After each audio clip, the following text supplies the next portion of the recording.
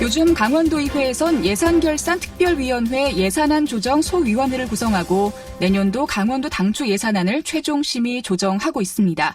이 과정에서 많은 소식들이 전해지고 있는데요. 그동안 추측과 소문만 무성했던 강원도 재량사업비의 전모가 드러나며 재량사업비를 전액 폐기해야 한다, 이런 주장도 나오고 있습니다. 이 사업비는 어떤 사업비고 그 규모는 얼마나 되는지, 왜 폐기해야 하는지 자세한 이야기 들어보죠. 사업비의 전액 폐기를 주장한 사단법인 강원평화경제연구소의 나철성 소장과 이야기 나눕니다. 안녕하십니까? 예, 안녕하세요. 네. 먼저 강원도의회 의원 재량 사업비가 뭔지 설명을 좀 들어야 할 것 같습니다. 이름 그대로 의원 재량대로 쓸 수 있는 그런 사업비인가요? 그렇습니다. 이거는 원래 예산에 책정되어 있지 않고요. 이거를 감사원 감사에서도 책정하게 될 경우에는 편법이고 유법성이 강하다라고 규정한 예산이거든요. 일반적으로 포괄사업비로도 불리는데요. 법적으로는 예산 편성 권한이 없는 의회 의원들에게 일정한 예산을 집행부에서 할당해주는 짬짬이 예산이다, 이렇게 좀 규정할 수 있겠습니다. 네. 짬짬이 예산이다라고 들으니까 어감이 굉장히 부정적입니다. 이렇게 배정된 사업비는 주로 어떤 사업에 이용이 됐는지도 궁금한데요. 예산안에 사업 내용까지 다 나와 있나요? 그렇습니다. 이제까지 다른 지역 같은 경우에는 일부 밝혀진 것도 있었는데요. 강원도에서는 그 소문만 무성했었거든요. 1년에 의원에게 일정 정도를 책정한다 정도만 밝혀졌었는데요. 지난주에 일간지에서 나온 그 자료를 보면 2020년도 당초 예산 도의원 현황 사업, 이렇게 명칭으로 한 문건이 공개가 됐었는데요. 전체 도의원들을 대상으로 해서 쏘가리 낚시대에 기백만 원, 기천만 원, 지역 전자레인지 구입, 양봉, 벌통 지원, LED 보도블록 설치 지원 등 지역구 현황과 관련된 각종 사업들이 이 예산에 책정된 걸로 확인이 좀 됐습니다. 네. 그동안 소문만 무성하다가 이번에 처음은 아닐 텐데 이제서야 밝혀진 거네요.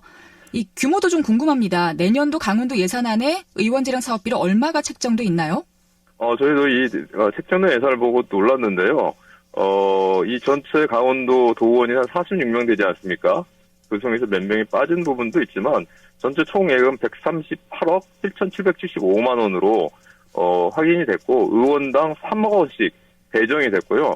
이 예산을 다루는 가장 중요한 기관이 예산결산특별위원회 아닙니까? 네. 이 위원들에게는 1억씩 더 추가를 해서 4억씩 이렇게 해가지고 배정된 걸로 확인이 좀 됐습니다. 네. 의원에게 한 사람당 3억 원 혹은 4억 원이 배정이 되어 있었네요. 행정에서 미처 챙기지 못하는 지역의 소소한 사업들을 도의원이 재량껏 열심히 챙기는 그런 일이라면 크게 문제가 될 것 같지도 않은데, 지금 이 사업비가 어떤 부분에서 문제가 되고 있는 거죠? 가장 중요한 건 지방재정법을 어기고 있습니다.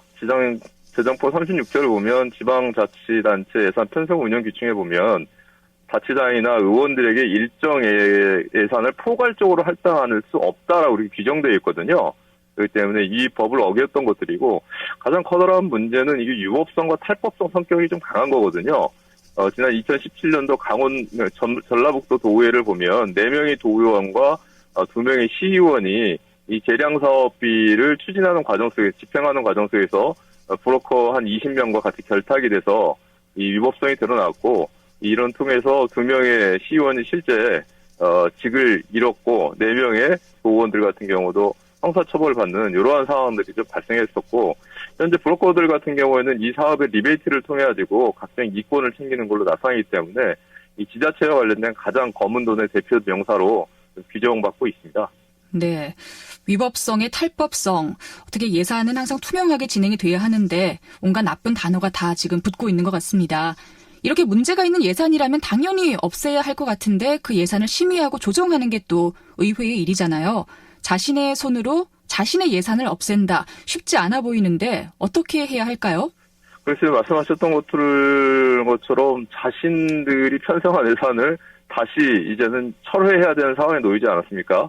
이런 문제 때문에 지난주 금요일 날 행정자치부에서 이 관할하고 있는 재정국인데요. 재정정책국에서 이와 관련된 강원도 조사를 착수했다라고 하는 보도도 나오는데요.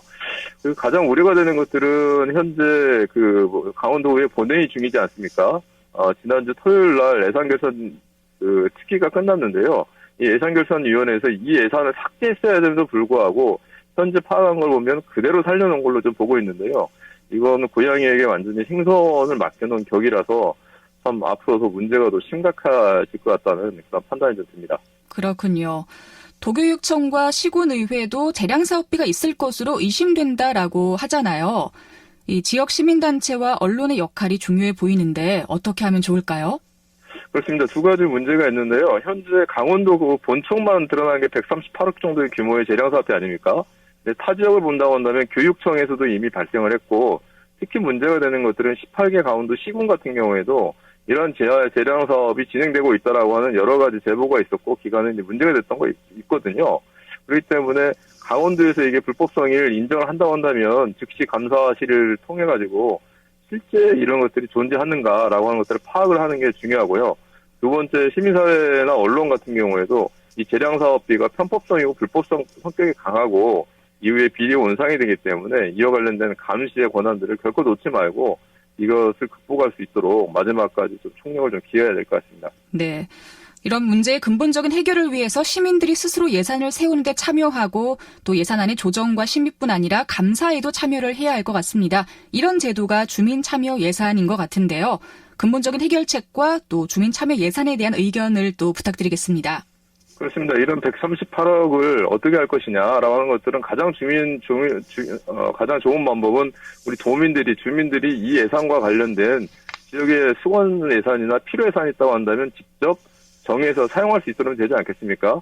현재 강원도 주민 참여 예산이 불과 50억 정도밖에 되지가 않고 작년도에 이제 실시했던 거거든요. 그렇기 때문에 이러한 예산이 있다고 한다면 과감하게 도민들이 필요한 예산들에 대해서 직접적으로 판단하고 우선순위를 정해서 이 실현하는 이 재정에 있어서의 주민자치를 실현할 수 있는 예산 권한들을 편성하는 것, 이것들이 근본 문제를 해결할 수 있는 매우 좋은 방법이지 않는가 싶고, 시군과 강원도에서도 이러한 것들을 좀 전격적이고 단호하게 좀 실시하는 조치를 좀 내놓았으면 좋겠다라고 하는 것들이 바람입니다.